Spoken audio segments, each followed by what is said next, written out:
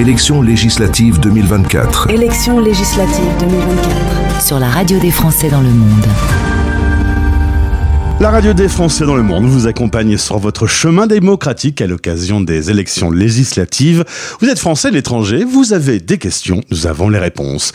Je suis avec Pauline Carmona, directrice des Français de l'étranger et de l'administration consulaire. Pauline, bonjour. Bonjour. Merci d'être avec nous. J'ai quelques questions. On y va ? Avec plaisir, on y va. Première information, au niveau du nombre, par exemple, de Français inscrits pour les Français de l'étranger. Alors, 1,5 million d'électeurs sont inscrits sur les listes électorales consulaires et donc seront appelés à voter pour les 11 députés, les représentants.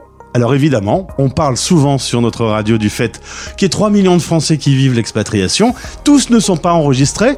Que se passe-t-il si on veut voter absolument et qu'on veut s'enregistrer aujourd'hui ? Alors, les inscriptions sur les listes électorales sont closes depuis le 9 juin.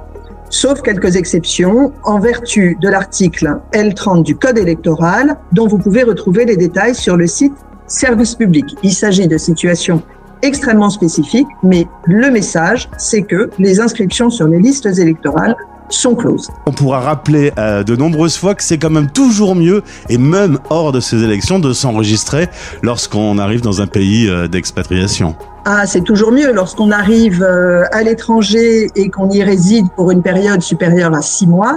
Le conseil que l'on donne, et merci beaucoup de le relayer, c'est inscrivez-vous au consulat. Inscrivez-vous sur le registre des Français établis hors de France. C'est très facile, ça se fait en ligne. Ça permet de bénéficier des informations diffusées par le consulat. Ça permet d'être inscrit sur la liste électorale si on est majeur. Ça permet, en cas d'événements sécuritaires, notamment de crise, eh bien, d'être facilement contacté par le consulat.